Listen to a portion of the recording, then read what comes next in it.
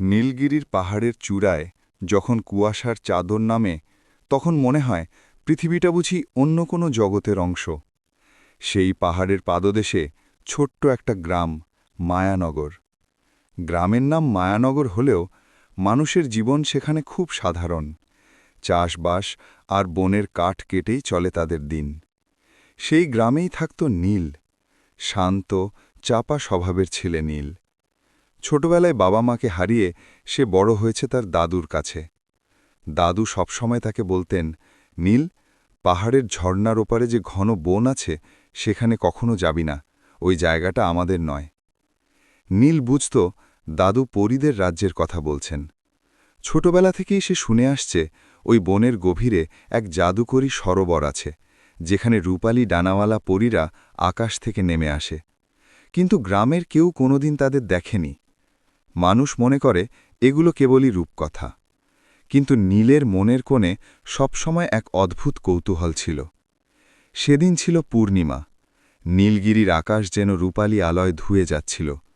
নীল তার ঘরের জানালা দিয়ে তাকিয়ে দেখল পাহাড়ের ওপরের সেই নিষিদ্ধ বনটা আজ যেন বেশিই ডাকছে তাকে।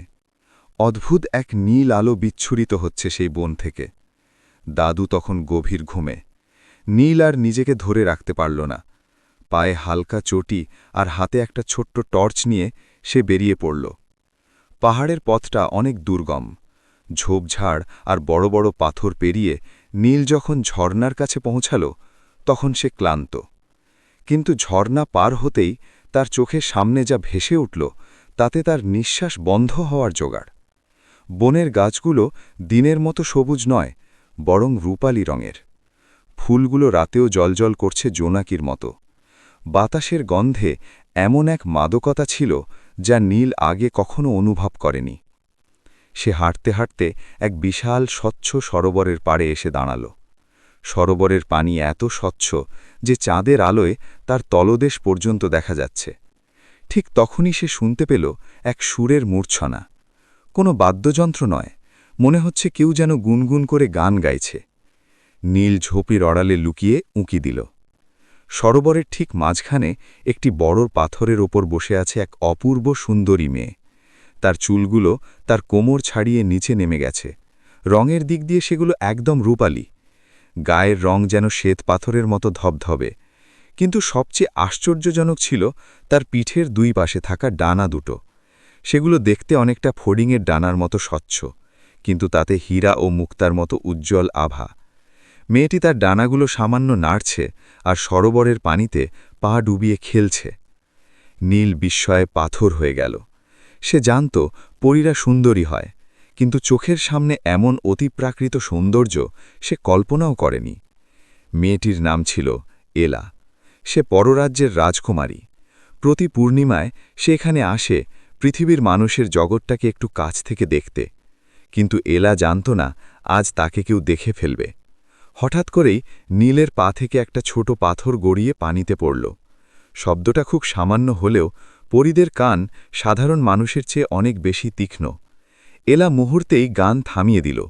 তার ডানার ঝাপটা দিয়ে সে 1 সেকেন্ডের মধ্যে শূন্যে ভেসে উঠল। তার চোখ দুটো আগুনের মতো জ্বলে উঠল। সে চিৎকার করে বলল, কে ওখানে? কার সাহস হয়েছে এই পবিত্র সরোবরে প্রবেশ করার? নীল বুঝতে পারল পালানো সম্ভব নয়। সে ভয়ে কাঁপতে কাঁপতে ঝোপের আড়াল থেকে বেরিয়ে এলো। এলা তাকে দেখে থমকে গেল। সে আগে কখনো মানুষ দেখেনি কাছ থেকে। তার রাজ্যে মানুষের কথা বলা হয় এক বিপজ্জনক প্রাণী হিসাবে। কিন্তু এই ছেলেটির চোখে সে কোনো হিংস্রতা দেখল না, দেখল কেবল অপার বিস্ময় আর এক অদ্ভুত মুগ্ধতা। নীল কোনো মতে বলল, আমি মায়ানগর থেকে এসেছি।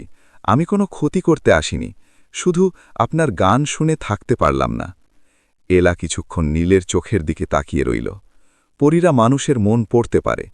সে নীলের মনে কোনো খারাপ উদ্দেশ্য খুঁজে পেল না। সে ধীরে ধীরে নিচে নেমে এলো, তবে মাটি স্পর্শ করল না। মাটির থেকে কয়েক ইঞ্চি ওপরে ভাসতে ভাসতে সে নীলের সামনে এসে দাঁড়াল। এলা ধীর গলায় বলল, তুমি জানো না এখানে আসা নিষিদ্ধ? আমার বাবা রাজমশাই জানতে পারলে তোমার প্রাণ কেড়ে নেবেন। মানুষের পৃথিবীতে ফিরে যাও এক্ষুনি। নীল মন্ত্রমুগ্ধের মতো বলল, আপনার নাম কি? এলা অবাক হল। সে তাকে ভয় দেখাচ্ছে, আর এই মানুষটি তার নাম জানতে চায়। এলা কিছুটা মৃদু হেসে ফেলল।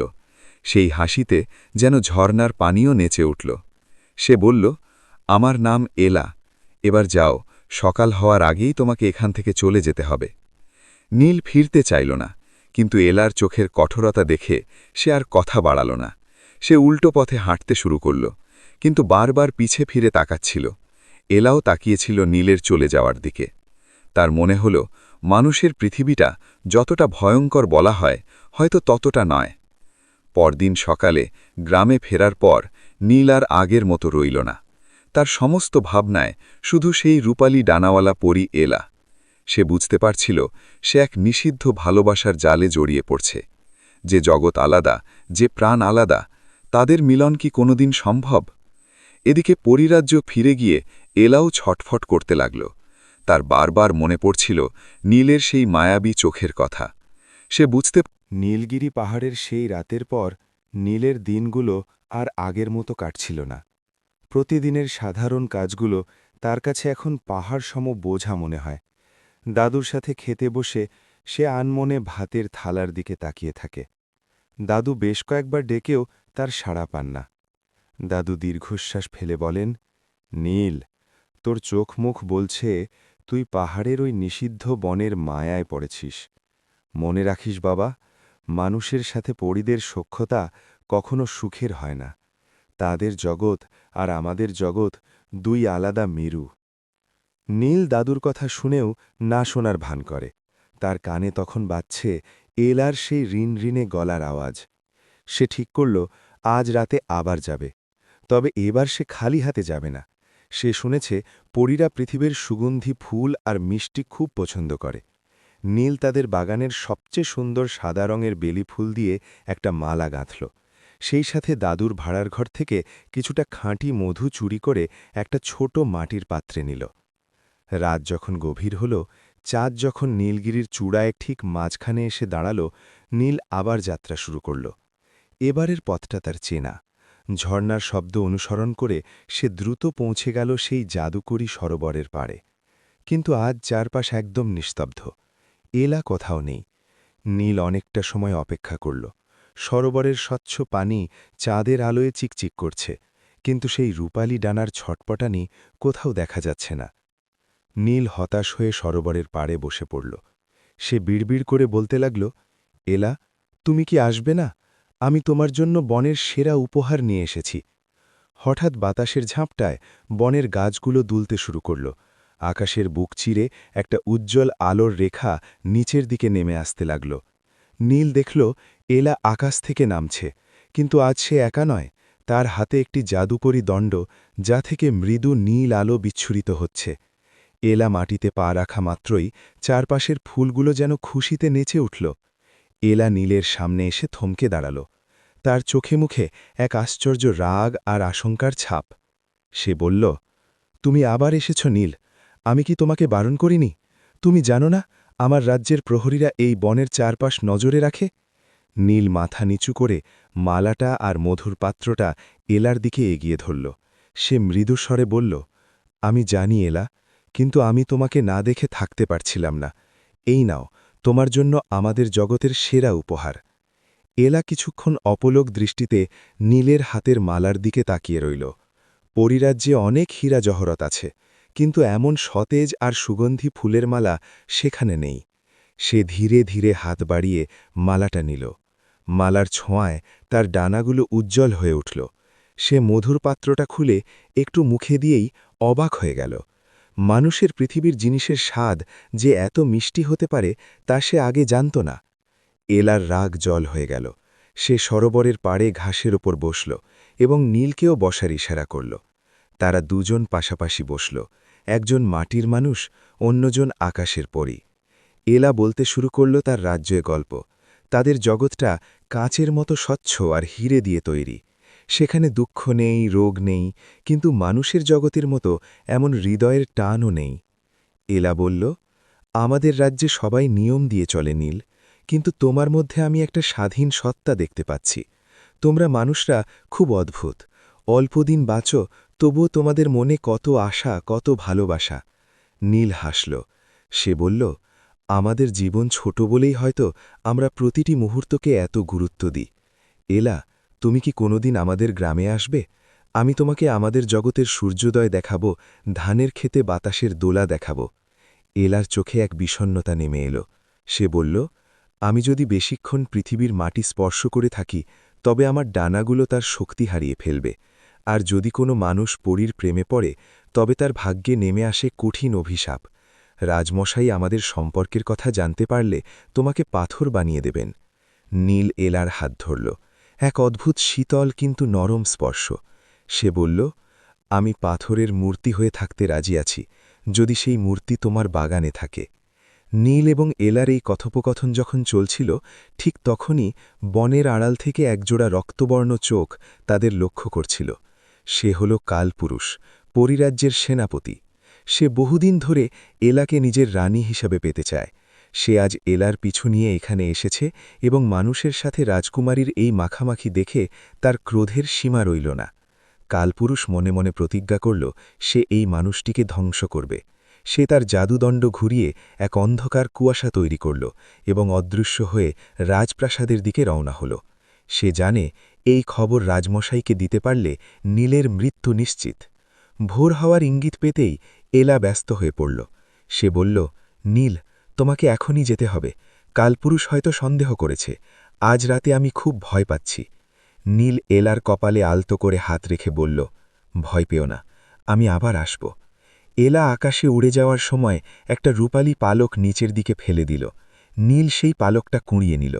পালকটা হাতে নিতেই তার শরীরে এক অদ্ভুত শক্তির সঞ্চার হল। সে বুঝল এই পালক শুধু একটি স্মৃতিচিহ্ন নয়, এটি তাদের ভালোবাসার এক অদৃশ্য বন্ধন। গ্রামে ফেরার পথে নীল লক্ষ্য করল বনের পরিবেশ আজ অন্যরকম। পশু পাখিলা ডাকছে না, বাতাস থমকে আছে। সে যখন তার বাড়ির উঠোনে পৌঁছল, দেখল দাদু পাথরের মতো হয়ে বারান্দায় বসে আছেন। নীলের মনে এক অশুভ সংকেত উকি দিল। তবে কি পরিরাজ্যের অভিশাপ ইতিমধ্যেই গ্রামে পৌঁছে গেছে? নীল দৌড়ে গিয়ে দাদুকে ডাকল, কিন্তু দাদু কোনো উত্তর দিলেন না। তার শরীর বরফের মতো ঠান্ডা। নীল বুঝতে পারল কালপুরুষের নজর তার ওপর পড়েছে। এবার শুরু হবে এক অসম যুদ্ধ। একদিকে এক সাধারণ মানুষ আর তার ভালোবাসা, অন্যদিকে এক শক্তিশালী মায়াবী জগৎ। নীল সেই রূপালী পালকটা শক্ত করে ধরল। সে জানে এলাকে বাঁচাতে হলে এবং দাদুকে সুস্থ করতে হলে তাকে এমন কিছু করতে হবে যা কোনো মানুষ আগে কখনো করেনি। সে আবার বনের দিকে ফিরে তাকাল। নীলগিরি পাহাড়ের চূড়ায় আজ মেঘের ঘন ঘটা। ভোরের আলো ফোটার কথা থাকলেও আকাশ জুড়ে এক অদ্ভুত কালচে বেগুনি আভা ছেয়ে আছে। নীল তার দাদুর নিথর দেহের পাশে বসে আছে। দাদু মারা যাননি, কিন্তু তার শ্বাসপ্রশ্বাস এতই ক্ষীণ যে মনে হচ্ছে তিনি এক গভীর এবং অনন্ত ঘুমের দেশে চলে গেছেন। নীল বুঝতে পারল এটা কোনো সাধারণ অসুস্থতা নয়, এটা পররাজ্যের নিদ্রাবান। নীলের হাতের সেই রূপালী পালকটি হঠাৎ উজ্জ্বল হয়ে উঠল। পালকটি থেকে এলার কণ্ঠস্বর ভেসে এলো, যা কেবল নীলই শুনতে পাচ্ছে। এলা ফিসফিস করে বলল, নীল, তুমি এখনই পালাও। কালপুরুষ বাবার কাছে সব বলে দিয়েছে। সে তোমার দাদুর ওপর অভিশাপ গিয়েছে যাতে তুমি ভেঙে পড়ো। ওরা তোমাকে বন্দি করতে আসছে। নীল উঠে দাঁড়াল।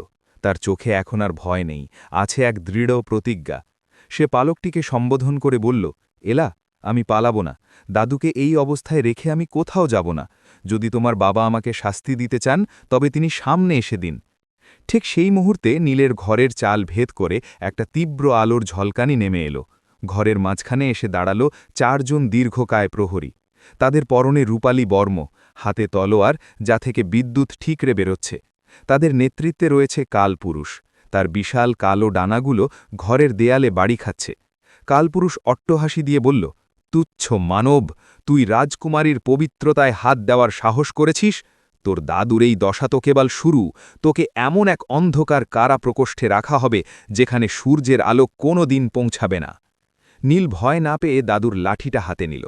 সে জানত এই সাধারণ লাঠি দিয়ে পরীদের জাদুকরী তলোয়ারের মোকাবিলা করা অসম্ভব, কিন্তু আশ্চর্যজনকভাবে সে যখন লাঠিটা ধরল, তার পকেটে থাকা এলার সেই রূপালী পালকটি লাঠিটার সাথে মিশে গেল। মুহূর্তের মধ্যে সাধারণ কাঠের লাঠিটি একটি উজ্জ্বল জাদুকরী দণ্ডে পরিণত হল। কালপুরুষের চোখ রাগে লাল হয়ে গেল। সে গর্জে উঠল, রাজকুমারী নিজের রক্ষা কবচ তোকে দিয়ে দিয়েছে, এর জন্য তাকেও চরম মূল্য দিতে হবে। কালপুরুষ তার তলোয়ার দিয়ে নীলের দিকে আঘাত করল, কিন্তু নীলের চারদিকে এক অদৃশ্য দেয়াল তৈরি হয়ে গেল। পরীদের জাদুকরী শক্তি সেই দেয়ালে বাধা পেয়ে চারদিকে ছড়িয়ে পড়ল। প্রহরীরা নীলের দিকে এগিয়ে আসতে পারল না। নীল বুঝতে পারল এলার ভালোবাসা তাকে এক অদ্ভুত সুরক্ষা দিচ্ছে। কিন্তু কালপুরুষ ধূর্ত। সে বুঝতে পারল সম্মুখ যুদ্ধে নীলকে হারানো কঠিন হবে। সে তার তলোয়ার ঘুরিয়ে ঘরের কোণে থাকা দাদুর শরীরের দিকে লক্ষ্য করে এক বিষাক্ত অগ্নিগোলক ছুড়ল। না! নীল চিৎকার করে দাদুর সামনে ঝাঁপিয়ে পড়ল। অগ্নিগোলকটি নীলের পিঠে আঘাত করল। প্রচণ্ড ব্যথায় নীল নীল হয়ে গেল, কিন্তু সে তার জায়গা ছাড়ল না। তার পিঠের চামড়া পুড়ে গেল, কিন্তু দাদুর গায়ে আঁচড়ও লাগল না। কালপুরুষ হাসতে হাসতে বলল, ভালোবাসার ফল ভোগ কর মানুষ, দেখি কতক্ষণ নিজেকে আর এই বুড়োকে বাঁচাতে পারিস। এমন সময় আকাশ থেকে এক তীব্র সুগন্ধি বাতাসের ঝাপটা এলো। ঘরের দেয়ালগুলো যেন অদৃশ্য হয়ে গেল, এবং সবাই নিজেকে আবিষ্কার করল পাহাড়ের সেই নিষিদ্ধ বনের সরোবরের পাড়ে। সেখানে সিংহাসনে বসে আছেন পররাজ্যের রাজা মহাকাল। তার পাশে মাথা নিচু করে দাঁড়িয়ে আছে এলা, তার দু চোখ দিয়ে অশ্রু গড়িয়ে পড়ছে। রাজা গম্ভীর গলায় বললেন, থামো কালপুরুষ, বিচারের আগে শাস্তি দেওয়ার অধিকার তোমাকে কে দিয়েছে? রাজার কণ্ঠে এক অমোঘ শক্তি ছিল। কালপুরুষ মাথা নত করে পিছিয়ে গেল। রাজা নীলের দিকে তাকালেন। নীলের শরীরের ক্ষত থেকে নীল রক্ত ঝরছে, যা দেখে পরীরা অবাক হয়ে গেল। মানুষের রক্ত লাল হওয়ার কথা, কিন্তু এলার জাদুকরী পালকের প্রভাবে নীলের রক্ত পরীদের মতো নীল বর্ণ ধারণ করেছে।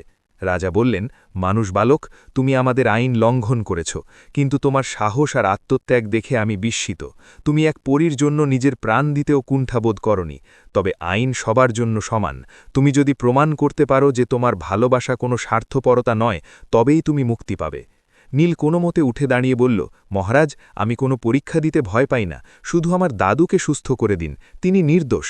রাজা একটু হাসলেন। তিনি বললেন, তোমার দাদুর মুক্তি আর তোমার প্রাণের বিনিময়ে আমি তোমাকে একটি কাজ দেব। উত্তর দিকের অশ্রু পাহাড় থেকে তোমাকে একটি নীল পদ্ম নিয়ে আসতে হবে। সেই পদ্ম কেবল তারাই ছিঁড়তে পারে যাদের হৃদয়ে কোনো পাপ নেই। যদি তুমি তা আনতে পারো, তবেই আমি তোমাদের দুজনের ভাগ্য নিয়ে নতুন করে ভাবব। এলা চিৎকার করে উঠল, না বাবা, অশ্রু পাহাড়ে যে যায় সে আর ফিরে আসে না। সেখানে ছায়া শরীরী দানবরা বাস করে, নীলকে ওখানে পাঠাবেন না। কিন্তু নীল এলার দিকে তাকিয়ে হাসল। সে বলল, আমি যাব এলা, তোমার জন্য এবং আমার দাদুর জন্য আমি ওই নীলপদ্ম নিয়ে আসবই। রাজা তার দণ্ড দিয়ে মাটিতে আঘাত করলেন। সাথে সাথে নীলের পায়ের নিচে এক সুড়ঙ্গ তৈরি হল, যা সোজা অশ্রু পাহাড়ের দিকে চলে গেছে। নীল বিদায় নেওয়ার আগে এলার দিকে একবার শেষ দেখা দেখল। এলার চোখের জল তখন মূর্ত হয়ে ঘাসের উপর ঝরে পড়ছিল। নীল অন্ধকার সুড়ঙ্গে প্রবেশ করল। সেখানে বাতাসের শব্দ কান্নার মতো শোনাচ্ছে। তার হাতে কেবল সেই উজ্জ্বল জাদুকরী দণ্ডটি, যা এলা অজান্তেই তাকে দিয়েছিল। নীল জানে এই পথ কেবল কষ্টের নয়, এটি তার অস্তিত্বের লড়াই। অশ্রু পাহাড়ের গভীরে যখন সে পৌঁছল, তখন সে দেখল হাজার হাজার মানুষের কঙ্কাল পড়ে আছে। তারা সবাই কোনো না কোনো সময় পরীদের ভালোবেসে এখানে প্রাণ হারিয়েছে। নীল বুক কাঁপিয়ে নিঃশ্বাস নিল। হঠাৎ বনের অন্ধকার থেকে শত শত ছায়ামূর্তি বেরিয়ে এসে তাকে ঘিরে ধরল। তাদের মুখ নেই, কেবল জলজলে লাল চোখ। তারা সমস্বরে বলে উঠল, আরেকজন বলিদান, ভালোবাসার টানে আরেকজন বোকা মানুষ মৃত্যুকে বরণ করতে এসেছে। নীল তার দণ্ডটি শক্ত করে ধরে বলল, আমি মরতে আসিনি, আমি জিততে এসেছি। শুরু হলো নীলের জীবনের কঠিনতম যুদ্ধ। একদিকে তার মানুষের অশ্রু পাহাড়ের অন্ধকার যেন তরল আলকাত্রার মতো গায়ের ওপর চেপে বসছে। নীল অনুভব করল এখানে সাধারণ আলো কোনো কাজে আসে না। ছায়া শরীরী দানবগুলো কোনো কথা বলছে না, কিন্তু তাদের দীর্ঘশ্বাসগুলো বাতাসের সাথে মিশে নীলের কানে বিষ ঢেলে দিচ্ছে। তারা নীলের চারদিকে গোল হয়ে ঘুরতে শুরু করল, যার ফলে এক বিশাল ঘূর্ণি তৈরি হল। হঠাৎ একটি ছায়ামূর্তি নীলের খুব কাছে চলে এলো। তার কোনো অবয়ব নেই, কিন্তু নীল তার মনের ভেতরে একটা কণ্ঠস্বর শুনতে পেল, নীল, ফিরে যাও। তুমি যার জন্য প্রাণ দিচ্ছ সে এক পরী। পরীরা কখনো মানুষের হয় না।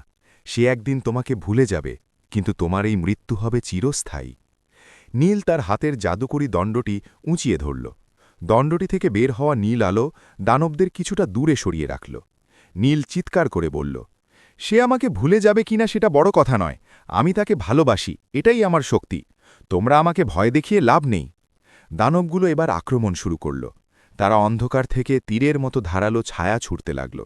নীল তার দণ্ড দিয়ে সেই আঘাতগুলো প্রতিহত করার চেষ্টা করছিল, কিন্তু তার শরীর ক্লান্ত হয়ে আসছিল। তার পিঠের সেই ক্ষতটা আবার জ্বলে উঠল। প্রতিটি আঘাত তাকে মনে করিয়ে দিচ্ছিল যে সে রক্তমাংসের একজন সাধারণ মানুষ মাত্র। এমন সময় নীলের কানে এলার কণ্ঠস্বর ভেসে এল। এলা যেন অনেক দূর থেকে গান গাইছে। সেই সুর নীলকে নতুন শক্তি দিল। নীল বুঝতে পারল এই দানবদের অস্ত্র দিয়ে হারানো যাবে না, তাদের হারাতে হবে মনের সাহস দিয়ে। সে চোখ বন্ধ করল এবং এলার কথা ভাবতে শুরু করল। সে তার দণ্ডটি মাটির ওপর সজোরে আঘাত করল এবং চিৎকার করে বলল, ভালোবাসা যদি সত্য হয় তবে অন্ধকার কেন জয়ী হবে? মুহূর্তের মধ্যে নীল দণ্ড থেকে এক তীব্র সাদা আলো বিচ্ছুরিত হল, যা অশ্রু পাহাড়ের অন্ধকারকে চিরে ফেলল। ছায়াশরীরী দানবগুলো আর্তনাদ করে ধোঁয়ায় বিলীন হয়ে গেল। পাহাড়ের ওপর থেকে পাথর ধসে পড়তে শুরু করল এবং ঠিক মাঝখানে এক সরু পথ তৈরি হল। সেই পথের শেষে দেখা যাচ্ছিল এক অদ্ভুত নীল আভা। নীল টলতে টলতে সেই পথের দিকে এগিয়ে গেল। পথের শেষ প্রান্তে সে দেখল এক ছোট জলাধার, যার পানি একদম স্থির। সেই পানির ঠিক মাঝখানে ফুটে আছে একটিমাত্র নীলপদ্ম। তার পাপড়িগুলো যেন নীল মখমলের তৈরি, আর তার মাঝখান থেকে এক স্বর্গীয় সুগন্ধ বের হচ্ছে। কিন্তু সমস্যা একটাই, জলাধারটি ঘেরা রয়েছে অগ্নিজ্বালা দিয়ে। সেই নীল আগুনের শিখা এতই উত্তপ্ত যে কাছে গেলেই ছাই হয়ে যাওয়ার ভয় থাকে। নীল জানত এটাই তার শেষ পরীক্ষা। সে এক মুহূর্ত দ্বিধা না করে অগ্নিশিখায় পা বাড়াল। অগ্নিশিখায় পা রাখা মাত্রই নীলের মনে হল তার হাড় পর্যন্ত পুড়ে যাচ্ছে। কিন্তু সে থামল না। সে যখন জলাধারের মাঝখানে পৌঁছাল তখন তার কাপড়চোপড় পুড়ে ছাই হয়ে গেছে, তার চামড়া ঝলসে গেছে। কিন্তু আশ্চর্যজনকভাবে সে যখন নীলপদ্মটি স্পর্শ করল, তার সমস্ত জ্বালা মুহূর্তেই উধাও হয়ে গেল। পদ্মটির শীতলতা তার শরীরে এক নতুন জীবনের সঞ্চার করল। সে পদ্মটি ছিঁড়ে নিল। সাথে সাথে পুরো পাহাড় কেঁপে উঠল এবং এক শান্ত সুর চারদিকে ছড়িয়ে পড়ল। এদিকে পররাজ্যে কালপুরুষ রাজাকে প্ররোচিত করছিল। সে বলছিল, মহারাজ, ওই মানুষটি নিশ্চয়ই মারা গেছে। এখন রাজকুমারীর বিয়ের ব্যবস্থা করা হোক। মানুষ আর পুরীর মিলন অসম্ভব। রাজা মহাকাল গম্ভীর হয়ে বসেছিলেন। এলা এক কোণে বসে কাঁদছিল। হঠাৎ রাজপ্রাসাদের মেঝে কেঁপে উঠল। দরজার কাছে এক উজ্জ্বল নীল আলো দেখা দিল। সবাই অবাক হয়ে দেখল নীল বীরের মতো দাঁড়িয়ে আছে। তার হাতে সেই নীল পদ্ম। যদিও তার শরীর ক্ষতবিখ্যাত, কিন্তু তার চোখে ছিল এক অপার্থিব জয়ের আনন্দ। এলা দৌড়ে গিয়ে নীলের কাছে যেতে চাইল, কিন্তু কালপুরুষ তার পথ আগলে দাঁড়াল। কালপুরুষ হিংস্র গলায় বলল, তুমি বেঁচে ফিরেছ, কিন্তু এই পদ্ম আসল কিনা তার প্রমাণ কি? রাজা মহাকাল সিংহাসন থেকে নেমে এলেন। তিনি নীলের হাতের পদ্মটি নিলেন। পদ্মটি রাজার হাতে যাওয়া মাত্রই তা থেকে এক দিব্যি জ্যোতি বের হতে লাগল, যা পুরো পররাজ্যকে আলোকিত করে দিল। রাজা দীর্ঘশ্বাস ফেলে বললেন, কালপুরুষ, তুমি ভুল ছিলে। এই পদ্ম কেবল সেই মানুষটিই আনতে পারে যার প্রেম নিঃস্বার্থ। নীল প্রমাণ করেছে সে আমাদের জগতের সম্মানের যোগ্য। রাজা তার হাতের দণ্ড দিয়ে নীলের ক্ষতস্থানগুলো স্পর্শ করলেন। মুহূর্তের মধ্যে নীল সুস্থ হয়ে উঠল, এমনকি তার পিঠের পোড়া দাগগুলোও মিটে গেল। রাজা বললেন, নীল, আমি তোমার উপর খুশি। আমি তোমার দাদুকে এখনই সুস্থ করে দিচ্ছি। কিন্তু রাজার কণ্ঠে দ্বিধা দেখে নীল উৎকণ্ঠিত হল। রাজা বললেন, নীল, পদ্ম এনেছ তাই তুমি মুক্তি পেয়েছ, কিন্তু পররাজ্যের আইন অনুযায়ী কোনো পরী কোনো মানুষের জগতে গিয়ে ঘর করতে পারবে না। এলা তোমার সাথে যেতে পারবে না। এলা চিৎকার করে বলল, বাবা, আপনি এটা করতে পারেন না। আমি নীল ছাড়া বাঁচব না। রাজা বললেন, তবে একটি উপায় আছে।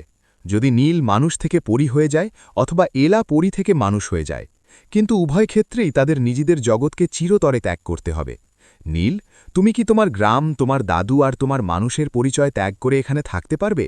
অথবা এলা, তুমি কি তোমার অমরত্ব আর এই মায়াবী জগৎ ছেড়ে মানুষের কষ্টের জীবনে যেতে পারবে? পুরো দরবার নিস্তব্ধ হয়ে গেল। কালপুরুষ মনে মনে হাসল। সে জানত কেউ নিজের পরিচয় ত্যাগ করতে চায় না। নীল আর এলা একে অপরের দিকে তাকাল। এই সিদ্ধান্ত কেবল তাদের ভালোবাসা নয়, তাদের অস্তিত্বের প্রশ্ন।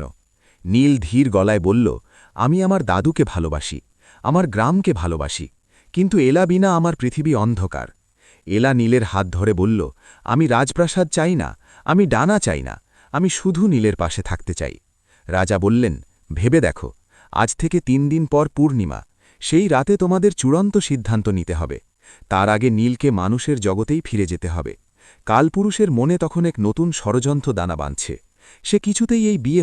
নীল যখন মায়ানগর গ্রামে ফিরে এলো, তখন ভোরের প্রথম আলো পাহাড়ের গায়ে আছড়ে পড়ছে।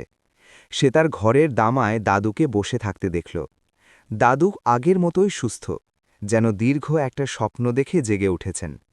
নীলকে দেখা মাত্রই দাদু জড়িয়ে ধরলেন। দাদুর চোখ দিয়ে জল গড়িয়ে পড়ছে। তিনি বললেন, নীল, তুই ফিরে এসেছিস। আমি ভাবলাম তোকে বুঝি আর কোনোদিন দেখতে পাব না। নীল দাদুকে শান্ত করল, কিন্তু তার নিজের মনটা এক বিশাল ঝড়ের কবলে পড়ে আছে। তার হাতে মাত্র ৩ দিন সময়। এই ৩ দিনের মধ্যে তাকে সিদ্ধান্ত নিতে হবে। সে কি দাদুকে ছেড়ে পররাজ্যের অমরত্ব গ্রহণ করবে, নাকি এলার ডানাহীন সাধারণ মানবী হয়ে ওঠার অপেক্ষা করবে? সেদিন বিকেলে নীল গ্রামের মেঠো পথ দিয়ে হাঁটছিল। হঠাৎ সে অনুভব করল বাতাসের তাপমাত্রা কমে যাচ্ছে। বনের এক কোণে কালপুরুষ দাঁড়িয়ে আছে। তবে এবার সে তার রাজকীয় পোশাকে নয়, বরং এক ছদ্মবেশে এসেছে। কালপুরুষ নীলের সামনে এসে দাঁড়াল এবং ধূর্ত হাসিতে বলল, নীল, তুমি তো বেশ সাহসী, কিন্তু তুমি কি জানো, এলা যদি তার ডানা বিসর্জন দেয় তবে সে কেবল মানুষ হবে না, সে তার সমস্ত স্মৃতিও হারিয়ে ফেলবে। সে মনেও করতে পারবে না যে তুমি কে। তার কাছে তুমি হবে একজন সম্পূর্ণ অপরিচিত মানুষ। তুমি কি চাও সে তোমাকে ভুলে যাক? নীল থমকে গেল। এলার স্মৃতি হারিয়ে যাওয়ার কথা সে জানত না। সে কাঁপা কাঁপা গলায় বলল, তুমি মিথ্যে বলছ, রাজা এমন কথা বলেননি। কালপুরুষ অবজ্ঞার সুরে বলল, রাজা তোমাকে সব কথা বলেননি। পরীদের অমরত্বের উৎস তাদের স্মৃতিতে। স্মৃতি মুছে গেলে তারা মাটির পুতুল হয়ে যায়। আর যদি তুমি পরী হতে চাও তবে তোমাকে এই পৃথিবীর মায়া কাটাতে হবে। তোমার দাদু এই বয়সে কার কাছে থাকবে? সে কি একাকিত্বে মারা যাবে না? নীলের মাথায় যেন আকাশ ভেঙে পড়ল। একদিকে এলার স্মৃতি হারানো, অন্যদিকে দাদুর অসহায়তা। কালপুরুষ মনে মনে সফল হওয়ার আনন্দ পাচ্ছিল। সে জানত নীলের মতো আবেগপ্রবণ ছেলেকে দুর্বল করার এটাই সেরা পথ। সেদিন রাতে নীল সরোবরের পাড়ে গেল না। সে সারা রাত তার ঘরের জানালায় বসে রইল। পরদিন সকালে সে দেখল গ্রামে এক অদ্ভুত উৎসবের আমেজ। গ্রামের মাতব্বররা নীলকে জানাল যে নীলের বিয়ের জন্য তারা এক চমৎকার মেয়ে ঠিক করেছে। তারা চায় নীল সংসারী হোক। নীল বুঝতে পারল কালপুরুষ শুধু পররাজ্যে নয়, মানুষের জগতেও তার মায়া বিস্তার করছে, যাতে নীল বিভ্রান্ত হয়। এদিকে পররাজ্যে এলাকে বন্দী করে রাখা হয়েছে। রাজা মহাকাল তাকে এক নির্জন কক্ষে আটকে রেখেছেন, যাতে পূর্ণিমার আগে সে নীলের সাথে যোগাযোগ না করতে পারে। এলা জানালার ধারে বসে আকাশের দিকে তাকিয়ে কাঁদছিল। তার চোখের জলগুলো নিচে পড়ে এক একটি নীল হীরায় পরিণত হচ্ছিল। হঠাৎ এলার কক্ষের দরজায় শব্দ হল। এক বৃদ্ধা পরিচারিকা প্রবেশ করল। সে এলার কানে ফিসফিস করে বলল, রাজকুমারী, কালপুরুষ নীলের মনে বিষ ঢেলে দিচ্ছে। সে নীলকে বলেছে যে আপনি তাকে ভুলে যাবেন। নীল হয়তো সিদ্ধান্ত নিতে ভুল করে বসবে। এলা ব্যাকুল হয়ে উঠল। সে বলল, আমি নীলকে বলতে চাই আমি তাকে ভুলব না। আমার প্রেম আমার স্মৃতিকেও হার মানাবে। আমাকে এখান থেকে বের হওয়ার পথ বলে দাও। বৃদ্ধা পরিচারিকা তাকে একটি জাদুকরী আংটি দিল। সে বলল, এই আংটিটি ঘষলে তুমি এক মুহূর্তের জন্য অদৃশ্য হতে পারবে। যাও রাজকুমারী, তোমার ভালোবাসাকে রক্ষা করো। এলা অদৃশ্য হয়ে রাজপ্রাসাদ থেকে বেরিয়ে নীলগিরি পাহাড়ের দিকে উড়ে চলল। সে যখন নীলের জানালার কাছে পৌঁছল, দেখল নীল মাথা নিচু করে বসে আছে। তার চোখের নিচে কালি পড়ে গেছে। এলা ফিসফিস করে ডাকল, নীল। নীল চমকে উঠে জানালার বাইরে তাকাল। সে কাউকে দেখতে পেল না, কিন্তু সেই চিরচেনা কণ্ঠস্বর শুনতে পেল। সে বলল, এলা, তুমি কোথায়? কালপুরুষ আমাকে বলেছে তুমি সব ভুলে যাবে। এটা কি সত্যি? এলার কণ্ঠ ভেসে এলো বাতাস থেকে, নীল, যদি আমি ভুলে যাই তবে তুমি আমাকে আবার মনে করিয়ে দিও। আমাদের প্রথম দেখা, সেই সরোবরের গান, তোমার আনা সেই ফুলের মালা, সব কথা তুমি আবার নতুন করে আমাকে বলবে। আমি ডানা হারানোকে ভয় পাই না, আমি ভয় পাই তোমাকে হারানোকে। নীলের মনের সব সংশয় এক মুহূর্তে কেটে গেল। সে জানালা দিয়ে হাত বাড়িয়ে দিল। সে এলাকে দেখতে পাচ্ছিল না, কিন্তু অনুভব করতে পারছিল তার শীতল স্পর্শ। নীল বলল, এলা, আমি দাদুকে একা ফেলে যেতে পারবো না, তাই আমি চাই তুমি এই পৃথিবীতে এসো। আমি কথা দিচ্ছি, তুমি স্মৃতি হারালে আমি প্রতিদিন তোমার সামনে গিয়ে দাঁড়াব, যতক্ষণ না তুমি আমাকে চিনতে পারো। এলার অদৃশ্য চোখ দিয়ে জল পড়ল। সে বলল, আমি আসব নীল, পূর্ণিমার রাতে আমি সব ছেড়ে তোমার কাছে আসব। কিন্তু ঠিক তখনই আকাশ কালো হয়ে গেল। কালপুরুষ তার দলবল নিয়ে সেখানে হাজির হল। সে এলার অদৃশ্য হওয়ার জাদুটি ধরে ফেলেছে। সে তার গদা দিয়ে নীলের ঘরের জানালাটি ভেঙে ফেলল। কালপুরুষ গর্জে উঠল, রাজকুমারী, আপনি রাজকীয় আদেশ অমান্য করেছেন, আর এই মানুষটির আয়ু আজ এখানেই শেষ হবে। কালপুরুষ নীলের দিকে তার বিষাক্ত তীর ছুড়ল। এলা তার অদৃশ্য হওয়ার ক্ষমতা হারিয়ে দৃশ্যমান হয়ে তীরের সামনে এসে দাঁড়াল। তীরটি এলার বাম ডানায় বিঁধল। এলা যন্ত্রণায় চিৎকার করে মাটিতে পড়ে গেল। নীল এলাকে ধরতে চাইল, কিন্তু প্রহরীরা তাকে টেনে সরিয়ে নিল। কালপুরুষ এলাকে পাজাকোলা করে তুলে নিল এবং ক্রূর হাসি দিয়ে বলল, আজ থেকেই তোমার ডানা শুকিয়ে যেতে শুরু করবে রাজকুমারী, আর নীল, তুমি তোমার দাদুকে নিয়ে এই গ্রাম থেকে চলে যাও। যদি পূর্ণিমার আগে আবার তোমাকে এখানে দেখি, তাহলে পুরো গ্রাম আমি পুড়িয়ে ছাই করে দেব। কালপুরুষ এলাকে নিয়ে আকাশে মিলিয়ে গেল। নীল একাকী ধ্বংসস্তূপের মধ্যে দাঁড়িয়ে রইল।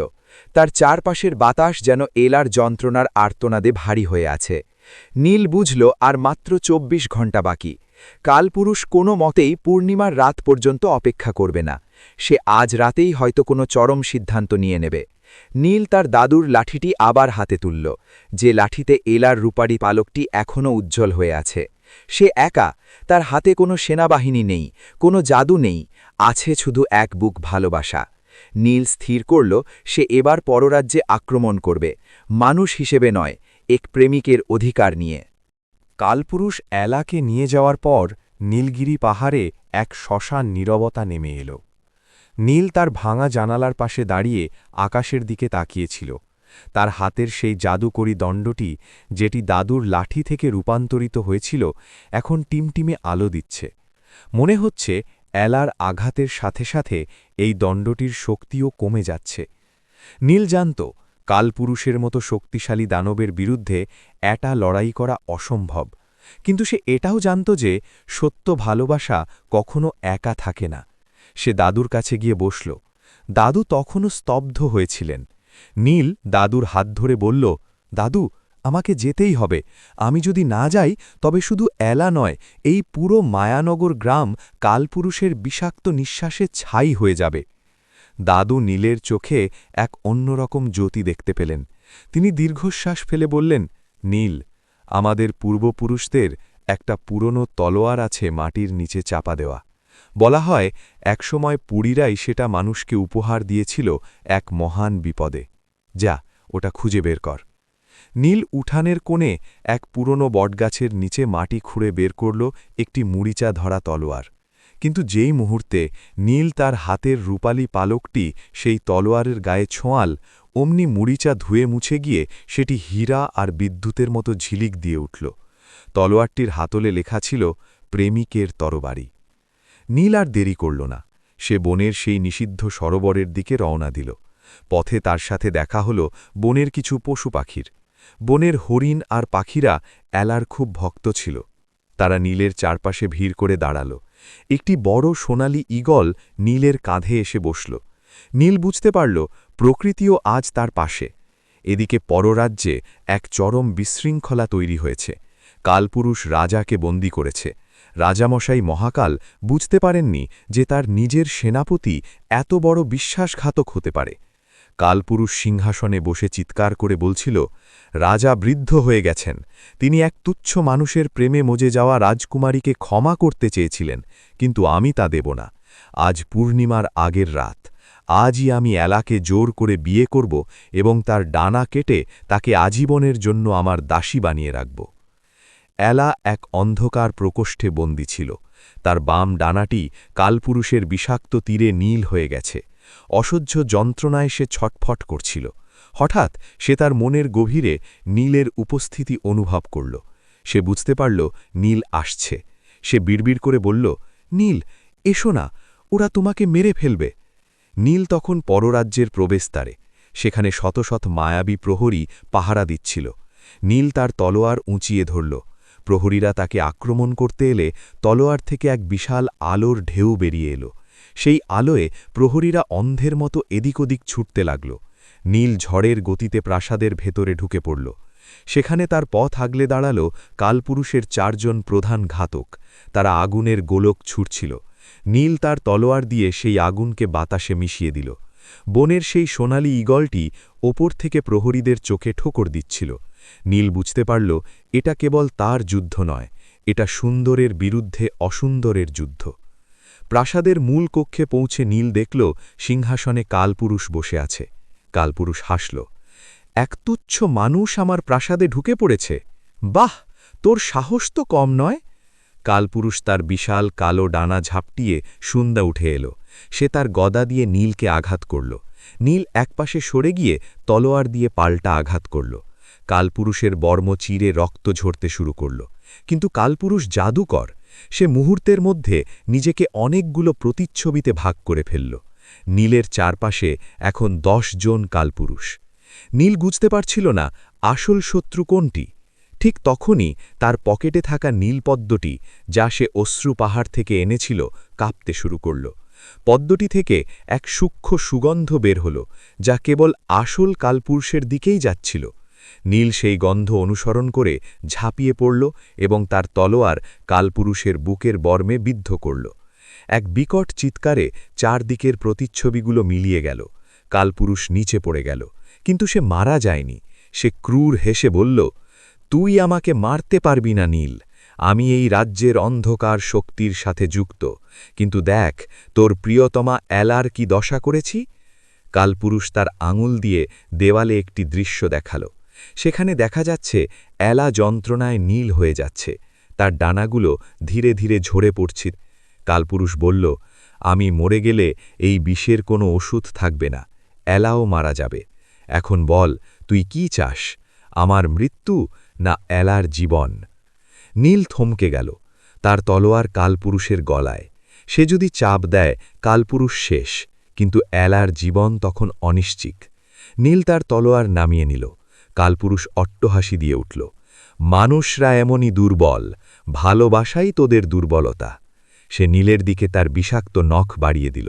কিন্তু ঠিক সেই মুহূর্তে প্রাসাদের ছাদ ফেটে এক তীব্র সাদা আলো নামল। রাজা মহাকাল তার বন্দিদশা থেকে মুক্ত হয়ে এসেছেন। রাজার হাতে এক বিশাল দণ্ড। তিনি গর্জে উঠলেন, বিশ্বাসঘাতক কালপুরুষ, তুই ভুলে গেছিস যে আমি এই রাজ্যের অধিপতি। রাজা তার দণ্ড দিয়ে কালপুরুষকে এক পাথরের মূর্তিতে পরিণত করে দিলেন। কালপুরুষের সেই অট্টহাসি পাথরের মুখে জমে রইল। রাজা নীলের দিকে তাকিয়ে বললেন, নীল, তুমি আবার প্রমাণ করলে যে ভালোবাসার সামনে মৃত্যুও হার মানে।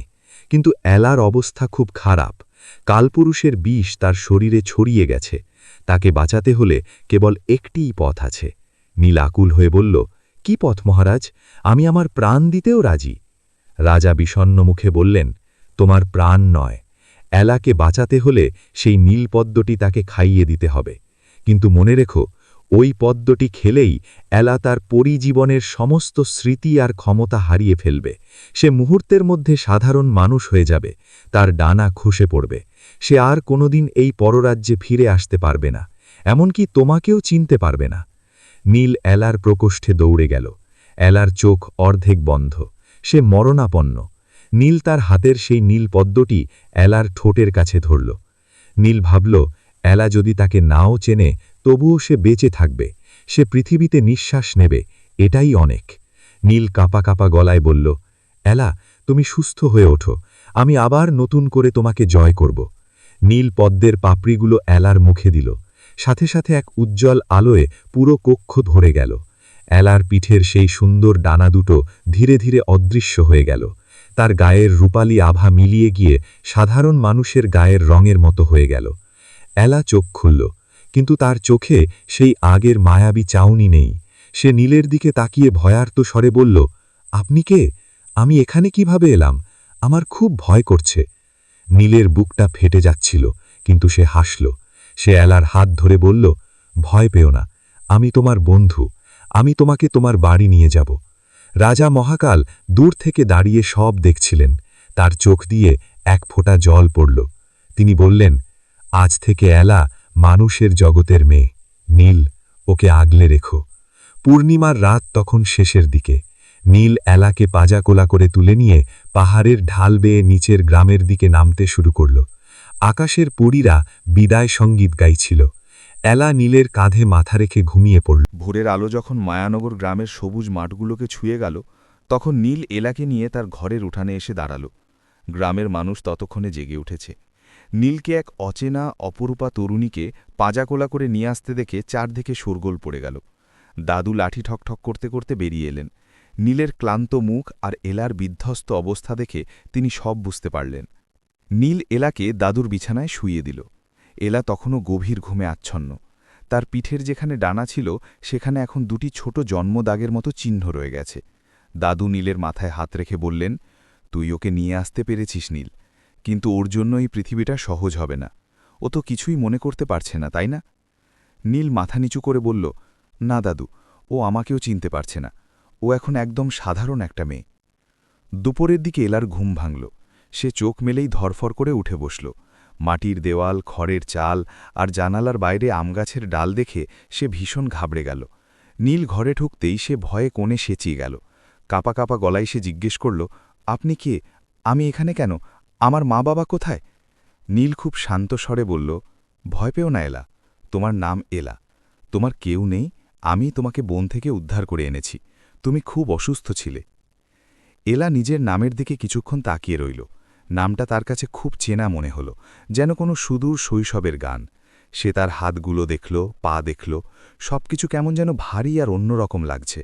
সে জানত না যে কয়েক ঘন্টা আগেও সে বাতাসে ভাসতে পারত। গ্রামের মানুষ বাইরে ভিড় জমাল। গ্রামের মাতব্বর হারান শিকদার গদগদ হয়ে বললেন, নীল, এই মেয়েকে কোত্থেকে আনলি? এর রূপ তো মানুষের মতো নয়। এ কি সেই বনের ডাইনি নয় তো? নীল গর্জি উঠল, খবরদার মাতব্বর মশাই, ও আমার স্ত্রী হবে। ও কোনো ডাইনি নয়, খুব সাধারণ একটা মেয়ে যে বিপদে পড়েছিল। গ্রামের মহিলারা ফিসফিস করতে লাগল। এলার সৌন্দর্য তাদের মনে ঈর্ষা আর ভয়ের জন্ম দিচ্ছিল, কিন্তু এলার তাতে কোনো খেয়াল নেই। সে অবাক হয়ে দেখছে মাটির ওপর পিঁপড়ের শাড়ি হেঁটে যাওয়া, পাখির কিচিরমিচির, সব কিছুই তার কাছে বিস্ময়কর। সে যখন প্রথম এক গ্লাস পানি খেল তখন তার মনে হল এমন সুস্বাদু জিনিস সে আগে কখনো পান করেনি। কয়েকদিন কেটে গেল। নীল আপ্রাণ চেষ্টা করছে এলার সাথে বন্ধুত্ব করতে। সে এলাকে নিয়ে বনের ধারে যায়, তাকে ফুল দেখায়, প্রজাপতি দেখায়। এলা ধীরে ধীরে সহজ হতে শুরু করল। সে নীলকে বিশ্বাস করতে শুরু করেছে, কিন্তু তার মনে এখনও এক গভীর শূন্যতা। মাঝে মাঝে সে আকাশের দিকে তাকিয়ে থাকে, যেন সেখানে কিছু একটা ফেলে এসেছে। একদিন বিকেলে নীল এলাকে নিয়ে সেই ঝর্ণার কাছে গেল, যেখানে তাদের প্রথম দেখা হয়েছিল। নীল আশা করেছিল জায়গাটা দেখে হয়তো এলার কিছু মনে পড়বে। নীল বলল, এলা, এই ঝর্ণার গান তোমার পছন্দ? এলা পানির দিকে তাকিয়ে থাকল। ঝর্ণার শব্দে তার কানে ভেসে আসতে লাগল এক অস্পষ্ট সুর। সে আনমনে গুনগুন করে গাইতে লাগল, সেই একই সুর যা সে রাজকুমারী থাকাকালীন গাইত। নীল রোমাঞ্চিত হয়ে উঠল। সে ভাবল, তবে কি স্মৃতি ফিরছে? কিন্তু গান গাইতে গাইতে হঠাৎ এলার মাথা খুঁড়ে গেল। সে মাটিতে পড়ে যেতে নিলে নীল তাকে ধরে ফেলল। এলা কাঁদতে কাঁদতে বলল, নীল, আমার খুব কষ্ট হচ্ছে। মনে হচ্ছে আমার পিঠে কিছু একটা ছিল যা এখন নেই। আমি কেন উড়তে পারছি না? আমি কি আগে উড়তাম? নীলের চোখ ভিজে এলো। সে এলাকে জড়িয়ে ধরে বলল, না এলা, মানুষ ওড়ে না, মানুষ মাটিতেই বাঁচে। তুমি এখন মানুষ। কিন্তু বিপদ অন্য দিক দিয়ে আসছিল। কালপুরুষের পাথর হওয়ার খবর পররাজ্যে ছড়িয়ে পড়লেও তার কিছু অনুসারী এখনও সক্রিয় ছিল। তারা মানুষের জগতে এসে এলাকে নিয়ে যাওয়ার ষড়যন্ত্র করছিল। তারা জানত এলার রক্তে এখনও জাদুর কিছু অংশ রয়ে গেছে, যা দিয়ে তারা আবার ক্ষমতা ফিরে পেতে পারে। সেদিন রাতে যখন পুরো গ্রাম ঘুমে আচ্ছন্ন, তখন এক কালো ধোঁয়া নীলের বাড়ির চারপাশ ঘিরে ফেলল। নীল ঘুমের মধ্যে এক অশুভ সংকেত পেল। সে জেগে উঠে দেখল এলা তার বিছানায় নেই, জানালার কপাট খোলা। নীল চিৎকার করে উঠল, এলা, এলা, কোথায় তুমি? সে দৌড়ে বাইরে বেরিয়ে এলো। দেখল বনের অন্ধকার পথে ৩-৪ জন ছায়ামূর্তি এলাকে টেনে নিয়ে যাচ্ছে। এলা চিৎকার করার চেষ্টাও করতে পারছে না, তার মুখ বন্ধ করা। নীল তার সেই জাদুকরী দণ্ডটি নিতে ভুলল না। সে বনের ভেতরে তাদের পিছু নিল। ছায়ামূর্তিগুলো যখন সরোবরের পাড়ে পৌঁছল তখন তারা তাদের আসল রূপ ধরল। তারা ছিল কালপুরুষের ঘাতক বাহিনী। তারা চাইল এলার রক্ত দিয়ে কালপুরুষের পাথরের মূর্তিটিকে আবার জীবিত করতে। তারা এলাকে একটি পাথরের বেদিতে শুইয়ে দিল এবং একটি ধারালো খঞ্জর বের করল। ঠিক সেই মুহূর্তে নীল ঝোপের আমাল থেকে বেরিয়ে এলো। ছেলে দাও ওকে। ঘাতকেরা হাসল, মানুষের বাচ্চা, তুই আমাদের রাজকুমারীকে কেড়ে নিয়েছিস, এবার তার রক্ত দিয়েই আমরা আমাদের নেতাকে ফেরাব। নীল তার দণ্ড দিয়ে আঘাত করল, কিন্তু এবার দণ্ডটি খুব একটা কাজ করছিল না, কারণ এলা এখন আর পরী নয়, তাই তার দেওয়া পালকের শক্তিও কমে গেছে। ঘাতকেরা নীলকে চারদিক থেকে ঘিরে ধরল। একজন তার পিঠে তলোয়ার দিয়ে আঘাত করল। নীল রক্তাক্ত হয়ে মাটিতে পড়ে গেল। এলা বেদিতে শুয়ে সব দেখছিল। নীলের রক্ত যখন ঘাসের উপর পড়ল তখন এলার মনের ভেতর এক প্রচণ্ড বিস্ফোরণ হল। তার সমস্ত হারিয়ে যাওয়া স্মৃতি এক লম্হায় ফিরে এলো। সে মনে করতে পারল সরোবরের সেই রাত, নীলের আনা মধুর পাত্র, কালপুরুষের ষড়যন্ত্র আর নীলপদ্মের আত্মত্যাগ। এলা চিৎকার করে উঠল, নীল, আমার সব মনে পড়েছে, আমি সব মনে করতে পারছি। কেন তুমি আমাকে ওই পদ্ম খাওয়ালে? কেন আমাকে ফুলিয়ে দিলে? নীল হাসল, তার ঠোঁটের কোণে রক্ত। সে মৃদুস্বরে বলল, তুমি বেঁচে আছো, এটাই আমার জয়। আমি চেয়েছিলাম তুমি সাধারণ মানুষের মতো হাসো, ঘোরো। এলা নীলের ক্ষতস্থানে হাত রাখল। পরীদের নিরাময় শক্তি তার শরীরে নেই, কিন্তু ভালোবাসার এক অদ্ভুত ক্ষমতা আছে। নীলের রক্ত পড়া বন্ধ হয়ে গেল। নীল আর এলা সেই চাঁদনি রাতে সরোবরের পাড়ে বসে রইল। পররাজ্যের দরজা এখন তাদের জন্য চিরতরে বন্ধ। কালপুরুষের অনুসারীরা শেষ হয়ে গেছে, কিন্তু তারা জানত এখন থেকে তাদের লড়াই হবে সাধারণ মানুষের পৃথিবীতে, যেখানে ঈর্ষা, লোভ আর দারিদ্র্য আছে। এলা বলল, নীল, আমি আর কোনোদিন উড়ব না, কিন্তু তোমার হাত ধরে আমি পৃথিবীর সব পথ হাঁটব। তারা যখন গ্রামে ফিরল তখন আকাশ পরিষ্কার, কিন্তু নীল জানত না যে গ্রামের মাতব্বর হারান শিকদার এই অলৌকিক কাণ্ড দেখে ফেলেছেন, এবং তিনি মনে মনে নীল আর এলাকে গ্রামের শেষ প্রান্তে নীলের ছোট ঘরটিতে তখন ভোরের আলো ফুটেছে, কিন্তু সেই আলোতে প্রশান্তি নেই। গতরাতে সরোবরের পাড়ে যা ঘটেছে তা গ্রামের মাতব্বর হারান শিকদার নিজের চোখে দেখেছেন। তিনি দেখেছেন কিভাবে এক অমানুষিক আলোয় বনের ছায়ামূর্তিগুলো ভস্মীভূত হয়েছে। তার মনে দানা বেঁধেছে ভয় আর লোভ। তিনি ভাবছেন, এই মেয়ের কাছে নিশ্চয়ই কোনো গুপ্ত ধন বা জাদুকরী শক্তি আছে যা দিয়ে তিনি পুরো অঞ্চলের অধিপতি হতে পারেন। নীল আর এলা যখন ঘরে ফিরল, তারা দেখল দাদু উঠানে চিন্তিত মুখে পায়চারি করছেন। নীলকে রক্তাক্ত দেখে তিনি আঁতকে উঠলেন। এলা দ্রুত এগিয়ে গিয়ে দাদুর পা ছুঁয়ে প্রণাম করল। তার চোখে এখন বুদ্ধির দীপ্তি। সে বলল, দাদু, আমার সব মনে পড়েছে। আমি জানি আমি কে ছিলাম, আর নীল আমার জন্য কি করেছে। দাদু দীর্ঘশ্বাস ফেলে বললেন, স্মৃতি ফিরে পাওয়া আশীর্বাদ হতে পারে, আবার অভিশাপও হতে পারে দিদিমণি। নীলকে নিয়ে এখন তোদের সাবধানে থাকতে হবে। ঠিক সেই সময় গ্রামের শখানেক মানুষ লাঠিসোঁটা আর মশাল নিয়ে নীলের বাড়ি ঘেরাও করল। নেতৃত্বে হারান শিকদার। তিনি চিৎকার করে বললেন, নীল, বেরিয়ে আয়, তুই এক ডাইনিকে গ্রামে আশ্রয় দিয়েছিস। কাল রাতে বনের ভেতর যে তিলস্মাতি আমরা দেখেছি তাতে স্পষ্ট যে এই মেয়ে সাধারণ কেউ নয়। একে আমাদের হাতে সঁপে দে, না হলে তোর ঘর জ্বালিয়ে দেব। নীল ঘর থেকে বেরিয়ে এলো, তার হাতে সেই পুরনো তলোয়ার। সে দৃঢ় গলায় বলল, মাতব্বর মশাই, এলা কোনো ডাইনি নয়, ও আমার স্ত্রী। আপনারা ভুল বুঝছেন। মিথ্যে কথা, হারান শিকদার খেকিয়ে উঠলেন। আমি নিজের চোখে দেখেছি ওর চোখ দিয়ে আগুন বেলোতে। ও এই গ্রামের অমঙ্গল ডেকে আনবে। একে গ্রাম থেকে তাড়াতে হবে, নয়তো পুড়িয়ে মারতে হবে। এলা ধীর পায়ে নীলের পাশে এসে দাঁড়াল। হাজার মানুষের ঘৃণা আর ভয়ের দৃষ্টি তার ওপর। সে একসময় পররাজ্যের রাজকুমারী ছিল, যেখানে সবাই তাকে শ্রদ্ধা করত, আর আজ সে একদল মানুষের সামনে অপরাধী হিসেবে দাঁড়িয়ে। এলা শান্ত গলায় বলল, আমি আপনাদের কোনো ক্ষতি করিনি, আমি শুধু শান্তিতে বাঁচতে চাই। কিন্তু ভিড়ের মধ্যে থেকে একজন পাথর ছুড়ল। পাথরটি এলার কপালে লেগে চামড়া ফেটে রক্ত বেরোতে লাগল। নীল আর নিজেকে ধরে রাখতে পারল না। সে তলোয়ার উঁচিয়ে আক্রমণ করতে গেল, কিন্তু এলা তার হাত ধরল। সে ফিসফিস করে বলল, না নীল, মানুষের রক্ত ঝরিয়ে আমরা সুখী হতে পারব না। চলো, আমরা এখান থেকে চলে যাই। কিন্তু হারান শিকদারের লক্ষ্য ছিল অন্য। তিনি ইশারা করতেই তার অনুচরেরা নীলের দাদুকে জাপটে ধরল। যদি এই মেয়ে তার জাদুর উৎস আমাদের না বলে, তবে এই বুড়োকে আমরা আজই বলি দেব। নীলের মাথায় রক্ত উঠে গেল। সে দেখল তার জাদুকরী দণ্ডটি, যা লাঠির ভেতরে লুকোনো ছিল, সেটি আবার সামান্য স্পন্দিত হচ্ছে। এলা বুঝতে পারল পরিস্থিতির গুরুত্ব। সে ভিড়ের দিকে তাকিয়ে তার হাত দুটি ওপরে তুলল। যদিও তার ডানা নেই, কিন্তু পররাজ্যের সেই রাজকীয় আজিজাত্য তার কণ্ঠে ফিরে এলো। সে বলল, আপনারা জাদুর কথা বলছেন? এই দেখুন জাদু। এলা এক মুঠো ধুলো নিয়ে বাতাসে উড়িয়ে দিল। মুহূর্তের মধ্যে সেই ধুলো থেকে হাজার হাজার নীল রঙের ভ্রমর তৈরি হল। ভ্রমরগুলো কামড় দিচ্ছিল না, কিন্তু হারান শিকদার আর তার দলের চারদিকে এমন এক গোলধাঁধা তৈরি করল যে তারা একে অপরকে দেখতে পাচ্ছিল না। মানুষগুলো ভয়ে চিৎকার করে এদিক ওদিক দৌড়তে শুরু করল। দাদুকে ছেড়ে দিয়ে তারা প্রাণ ভয়ে পালাতে লাগল। নীল অবাক হয়ে দেখল এলা ক্লান্তিতে নুইয়ে পড়েছে। সে নীলকে জড়িয়ে ধরে বলল, এটা আমার শেষ জাদু ছিল নীল। আমার ভেতরে যেটুকু পরশ ছিল তা আমি খরচ করে ফেলেছি। এখন আমি শুধুই এক সাধারণ মেয়ে।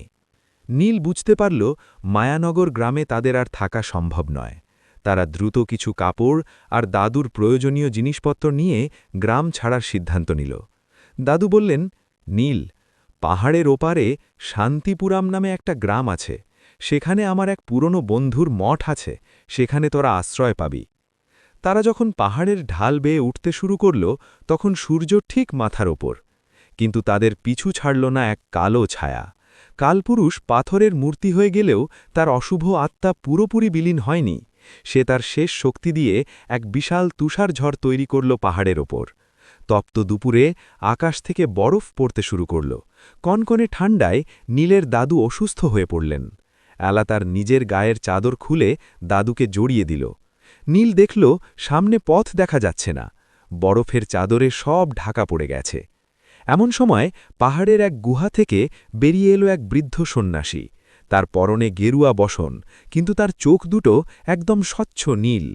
তিনি নীলের দিকে তাকিয়ে বললেন, ভিতরে এসো সন্তান, আমি তোমাদের জন্যই অপেক্ষা করছিলাম। গুহার ভেতরে আগুনের কুণ্ডলি জ্বলছিল।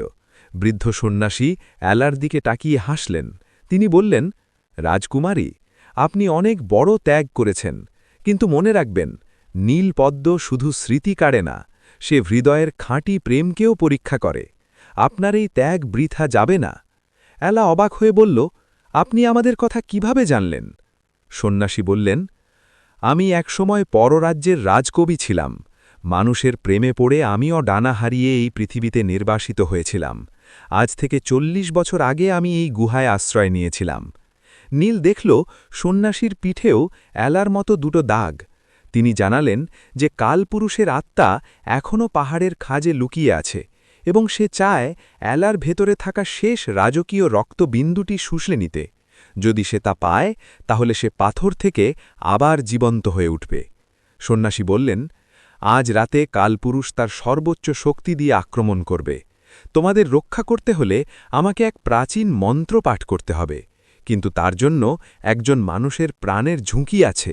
নীল সাথে সাথে বলল, আমি সেই ঝুঁকি নেব। সন্ন্যাসী মাথা নাড়লেন, না নীল, এবারের ঝুঁকিটা এলার, কারণ ও একসময় পরী ছিল। ওকে আজ রাতে আগুনের কুণ্ডলির চারদিকে নাচতে হবে। যদিও থামে তাহলে কালপুরুষ জিতে যাবে, আর যদিও সফল হয় তাহলে কালপুরুষ চিরতরে ধ্বংস হবে এবং এলা সম্পূর্ণভাবে মানুষ হিসেবে স্বীকৃত পাবে। এলা নীলের দিকে তাকাল। সে হাসল, নীল, তুমি আমার জন্য অশ্রু পাহাড়ে গিয়েছিলে, আমি কি তোমার জন্য একটু নাচতে পারব না? রাত নামল। গুহার বাইরে তুষারঝড় প্রলয় রূপ ধারণ করল। গুহার ভেতরে এলা আগুনের চারদিকে ঘুরতে শুরু করল। বাইরে থেকে কালপুরুষের আর্তনাদ আর অশুভ শক্তি গুহার দেওয়ালে ধাক্কা দিচ্ছিল। এলার পা দিয়ে রক্ত ঝরছিল, কিন্তু ও থামছিল না। তার প্রতিটা পদক্ষেপ যেন একটি প্রেমের কবিতা। হঠাৎ গুহার ছাদ ফেটে কালপুরুষের একটা ধোঁয়াকৃতি হাত এলার দিকে। গুহার ভেতরে আগুনের শিখাগুলো যেন এলার নাচের তালে তালে তাল মেলাচ্ছিল। এলার পরনে ছিল ছিঁড়ে যাওয়া সাধারণ শাড়ি, কিন্তু আগুনের আলোয় তাকে সেই মুহূর্তের জন্য আবার পররাজ্যের রাজকুমারীর মতোই মহিমান্বিত দেখাচ্ছিল। বাইরে তুষারঝড়ের গর্জন আর ভেতরে সন্ন্যাসীর মন্ত্রপাঠ, সব মিলিয়ে এক অতি প্রাকৃত পরিবেশ। কালপুরুষের ধোঁয়াকৃতি হাতটা যখন এলার দিকে ধেয়ে আসছিল, নীল তার তলোয়ার দিয়ে সেই ছায়াকে আঘাত করল। কিন্তু ছায়া তো তলোয়ারে কাটবে না। নীল অনুভব করল তার শরীর অবশ হয়ে আসছে। কালপুরুষের অশুভ শক্তি তার চারপাশের অক্সিজেন যেন শুষে নিচ্ছিল। সন্ন্যাসী চিৎকার করে বললেন, নীল, তলোয়ার দিয়ে নয়, তোমার হৃদয়ের স্পন্দন দিয়ে ওকে আটকাও। এলাকে আংলে রাখো, ওর নাচের ছন্দ যেন না ভাঙে। নীল তলোয়ার নামিয়ে এলার চারদিকে এক প্রতিরক্ষা বলয় তৈরি করার মতো করে দাঁড়িয়ে গেল। সে জোরে জোরে এলার নাম ধরে ডাকতে লাগল, এদিকে এলার পা দিয়ে রক্ত ঝরছে, আগুনের তাপে তার শরীর ঘামছে, কিন্তু সে থামছে না। তার মনে পড়ে যাচ্ছিল সেই দিনটির কথা, যখন সে প্রথম নীলের হাতের মালার সুগন্ধ পেয়েছিল। সেই স্মৃতি এখন তার একমাত্র শক্তি। হঠাৎ কালপুরুষের একটা বিকট চিৎকার শোনা গেল। গুহার দেওয়ালগুলো থরথর করে কাঁপতে শুরু করল। সন্ন্যাসী তার মন্ত্রের শেষ অংশটি পাঠ করে আগুনের কুণ্ডলিতে এক মুঠো নীল চূর্ণ ছুড়ে দিলেন। সাথে সাথে আগুন থেকে এক বিশাল নীল শিখা বের হয়ে কালপুরুষের সেই ছায়াকে গিলে ফেলল। বাইরের তুষারঝড় এক মুহূর্তেই থেমে গেল। আকাশ পরিষ্কার হয়ে চাঁদ উকি দিল। কালপুরুষের অশুভ আত্মা চিরতরে বিলীন হয়ে গেল। এলা টলটলেতে আগুনের পাশে বসে পড়ল। নীল দ্রুত তাকে জড়িয়ে ধরল। এলার শরীর বরফের মতো ঠান্ডা হয়ে আসছিল। সন্ন্যাসী শান্ত গলায় বললেন, বিপদ কেটে গেছে, কালপুরুষ আর কোনো দিন ফিরবে না। আর রাজকুমারী, আজ থেকে আপনি আর পররাজ্যের এলা নন, আপনি শুধুই নীলের এলা। আপনার ভেতরে সেই অবশিষ্টাংশ জাদু এখন পুরোপুরি নিঃশেষ হয়ে গেছে। আপনি এখন পৃথিবীর মাটির মতোই খাঁটি মানুষ। পরদিন সকালে সন্ন্যাসী তাদের গুহার বাইরে নিয়ে এলেন। তিনি নীলকে আড়ালে ডেকে বললেন, নীল, তোমার দাদু আর বেশি দিন বাঁচবেন না। পররাজ্যের সেই নিদ্রাবান তার শরীরের অনেক ক্ষতি করে দিয়েছে। তোমরা শান্তিপুরামে যাও, সেখানে তার শেষ কটা দিন শান্তিতে কাটবে। নীল ব্যথিত হল, কিন্তু সে সত্যটা মেনে নিল। তারা সন্ন্যাসীর কাছ থেকে বিদায় নিয়ে পাহাড়ের ওপারে শান্তিপুরামের দিকে যাত্রা শুরু করল। পথমধ্যে দাদু খুব দুর্বল হয়ে পড়লেন। এক গাছের তলায় বিশ্রাম নেওয়ার সময় দাদু নীলের হাত ধরলেন। দাদু বললেন, নীল, আমার কোনো আফসোস নেই। আমি দেখে যেতে পারলাম যে আমার নাতি এমন একজনকে খুঁজে পেয়েছে যার জন্য সে পুরো জগতের বিরুদ্ধে লড়তে পারে। তোরা সুখে থাকিস।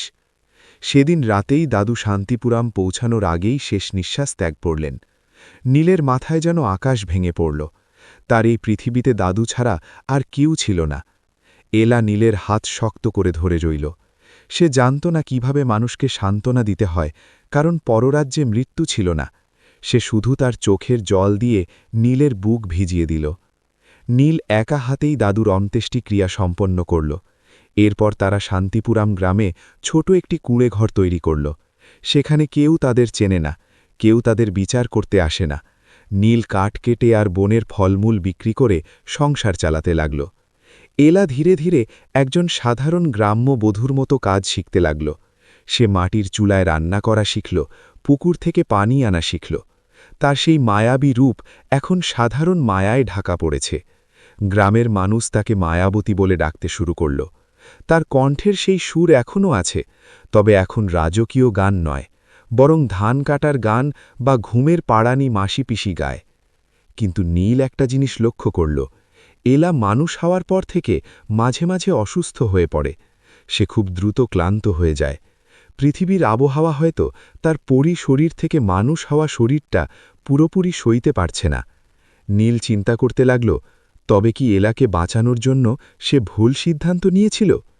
একদিন সন্ধ্যায় এলা জানালার ধারে বসে আকাশের দিকে তাকিয়েছিল। নীল কাছে গিয়ে দেখল এলার চোখ দিয়ে জল পড়ছে। নীল জিজ্ঞেস করল, তুমি কি পররাজ্যের কথা ভাবছ এলা? তোমার কি আকাশে ফিরতে ইচ্ছে করছে? এলা নীলের হাত নিজের গালে রেখে বলল, না নীল, আমি শুধু ভাবছিলাম আমরা মানুষরা কত ক্ষণস্থায়ী। আজ আছি, কাল নেই। আমি ভয় পাই নীল, যদি আমি তোমার আগে চলে যাই, অথবা তুমি যদি আমাকে একা রেখে চলে যাও। নীল হাসল, এটাই তো মানুষের জীবনের সৌন্দর্য এলা। অমরত্বে কোনো টান নেই, কারণ সেখানে হারানোর ভয় নেই। কিন্তু আমাদের প্রতিটি মুহূর্ত মূল্যবান, কারণ আমরা জানি এই সময়টুকু সীমিত। এমন সময় গ্রামের এক ছোট ছেলে দৌড়ে এলো। সে জানালো পাহাড়ের ওপার থেকে একদল ঘোড়া সবার আসছে। তাদের পতাকায় মায়াননগর গ্রামের চিহ্ন। হারান শিকদার হার মানেননি।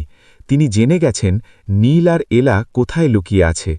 তিনি রাজার কাছে খবর পাঠিয়েছেন যে নীল এক ডাইনিকে নিয়ে পালিয়ে আছে, যে পররাজ্যের হীরা চুরি করেছে। নীল বুঝতে পারল তার সাধারণ জীবনযাপনের স্বপ্ন আবার হুমকির মুখে। এবার লড়াইটা আর জাদুর সাথে নয়, এবার লড়াইটা মানুষের তৈরি মিথ্যে অপবাদ আর রাজদণ্ডের বিরুদ্ধে। নীল তার সেই পুরনো তলোয়ারটা আবার বের করল। সে এলার দিকে তাকিয়ে বলল, এলা, তুমি কি আমার পাশে থাকবে? এলা তার চোখের জল মুছে একটা কাঁস্তে হাতে তুলে নিল। শান্তিপুরামের দিগন্তে ধুলোর ঝড় উড়িয়ে রাজকীয় অশ্বারোহী বাহিনী এগিয়ে আসছে। তাদের বর্মের ঝনঝনানি আর ঘোড়ার খুরের শব্দে শান্ত গ্রামটি কেঁপে উঠল। গ্রামের সাধারণ মানুষ ভয়ে ঘরে খিল দিল। নীল তার ঘরের সামনে দাঁড়িয়েছিল, হাতে সেই পুরনো তলোয়ার। পাশে এলা, যার চোখে আজ ভয়ের লেশমাত্র নেই। সে আজ আর কোনো পররাজ্যের রাজকুমারী নয়, সে তার সংসার রক্ষা করতে বদ্ধপরিকর এক মানবী। সৈন্যদলের সামনে ঘোড়া থামালেন সেনাপতি বিক্রম সিং। তার পাশে কুটিল হাসি হাসছিলেন হারান শিকদার। তিনি চিৎকার করে বললেন, এই সেই ছেলে, আর ওই যে ডাইনিটা! মহারাজকে গিয়ে বলো তারা রাজকোষের হীরা চুরি করে এই পাহাড়ে লুকিয়ে আছে। সেনাপতি গম্ভীর গলায় বললেন, নীল, নিজেকে সমর্পণ করো, রাজাজ্ঞা অমান্য করার শাস্তি মৃত্যু। নীল শান্তস্বরে উত্তর দিল, সেনাপতি মশাই, আমরা কোনো হীরা চুরি করিনি। আমাদের কাছে যা আছে তা কোনো রাজা বা রাজ্যের সম্পদ নয়। আমরা শুধু শান্তিতে বাঁচতে চাই। সেনাপতি আদেশ দিলেন নীলকে বন্দী করার জন্য। 4 জন সৈন্য তলোয়ার উঁচিয়ে এগিয়ে এলো। নীল তার তলোয়ার দিয়ে তাদের প্রতিরোধ করতে শুরু করল। যদিও নীল কোনো প্রশিক্ষিত যোদ্ধা ছিল না, কিন্তু পররাজ্যের সেই নীলপদ্ম আর এলার ভালোবাসা তার বাহুতে এক অলৌকিক জোর দিয়েছিল। সে অসামান্য দক্ষতায় সৈন্যদের মোকাবিলা করতে লাগল। এদিকে এলা দেখল হারান শিকদার পেছন থেকে নীলের দিকে বল্লম ছুটতে যাচ্ছেন। এলা চিৎকার করে দৌড়ে গিয়ে এক ধাক্কায় নীলকে সরিয়ে দিল। বল্লমটি এলার বাহু ঘেঁষে চলে গেল। তার রক্তে মাটির ধুলো লাল হয়ে উঠল। এলার রক্ত মাটিতে পড়া মাত্রই এক অদ্ভুত কাণ্ড ঘটল। নীলগিরি পাহাড়ের সেই নিষিদ্ধ বনের আকাশ থেকে এক তীব্র রূপালী আলো নেমে এলো। রাজকীয় সৈন্যরা ভয়ে থেমে গেল। আকাশ চিরে মায়াবী ডানার শব্দ শোনা গেল। সবাই মাথা তুলে দেখল পররাজ্যের রাজা মহাকাল স্বয়ং তার রাজকীয় বিমানে আকাশ থেকে নেমে আসছেন। রাজা মহাকাল মাটিতে পা রাখলেন। তার উপস্থিতিতে রাজকীয় সৈন্যরা তলোয়ার নামিয়ে হাঁটু গেড়ে বসল। হারান শিকদার ভয়ে কাঁপতে কাঁপতে মাটিতে লুটিয়ে পড়লেন। রাজা এলার দিকে তাকালেন। এলার গায়ের সাধারণ ছেঁড়া শাড়ি, কপালে ধুলো আর বাহুতে রক্ত দেখে রাজার চোখে জল চলে এলো। রাজা গম্ভীর গলায় সেনাপতিকে বললেন, সেনাপতি, তলোয়ার কোষবদ্ধ করো। এই নারী কোনো চোর বা ডাইনি নয়, ইনি আমার কন্যা, পররাজ্যের রাজকুমারী। পুরো মাঠ নিস্তব্ধ হয়ে গেল। হারান শিকদারের মুখ নীল হয়ে গেল। রাজা মহাকাল নীলের কাছে গিয়ে দাঁড়ালেন। তিনি বললেন, নীল, আমি ছদ্মবেশে তোমাদের সব খবর রাখতাম। আমি দেখতে চেয়েছিলাম ডানা হারানোর পর এলা আর ঘর হারানোর পর তুমি তোমাদের ভালোবাসা টিকিয়ে রাখতে পারো কিনা। তোমরা পরীক্ষায় উত্তীর্ণ হয়েছ। রাজা এলার মাথায় হাত রাখলেন। কন্যা, তুমি কি আবার ফিরে আসতে চাও? আমি তোমাকে তোমার ডানা ফিরিয়ে দেব, তোমার অমরত্ব ফিরিয়ে দেব। তুমি আবার রাজপ্রাসাদের সুখে ফিরতে পারো। এলা নীলের হাত শক্ত করে ধরল। সে রাজার দিকে তাকিয়ে ম্লান হাসল। বাবা, যখন আমি পরী ছিলাম তখন আমি গান গাইতাম, কিন্তু সুর বুঝতাম না। যখন আমি রাজকুমারী ছিলাম তখন হীরা মুক্ত দেখতাম, কিন্তু তার মূল্য জানতাম না। আজ আমি রক্ত মাংসের মানুষ। আমি ব্যথার মূল্য জানি। আমি কষ্টের মাঝে সুখ খুঁজতে জানি। আমি নীলের পাশে থেকে একজন সাধারণ মানুষ হিসেবেই মরতে চাই। রাজা মহাকাল দীর্ঘশ্বাস ফেললেন। তিনি জানতেন এটাই হবে উত্তর। তিনি হারান শিকদারের দিকে তাকিয়ে বললেন, এই ব্যক্তিকে বন্দী করো। মিথ্যে অপবাদ আর লোভের জন্য একে আজীবন কারাদণ্ড দেওয়া হল। রাজা এরপর নীলের দিকে তাকালেন। তিনি তার হাতের জাদুকরী দণ্ডটি দিয়ে মাটির ওপর একটা রেখা টানলেন। মুহূর্তের মধ্যেই সেখানে একটা ছোট কিন্তু অপূর্ব সুন্দর পাথরের বাড়ি আর অফুরন্ত ফসলের ক্ষেত তৈরি হয়ে গেল। রাজা বললেন, মানুষের জীবনে অভাব অনেক সময় ভালোবাসাকে ফিকে করে দেয়। আমি তোমাদের সেই অভাব দূর করে দিলাম। এখন থেকে তোমরা এই শান্তিপুরামের রক্ষক হিসেবে থাকবে।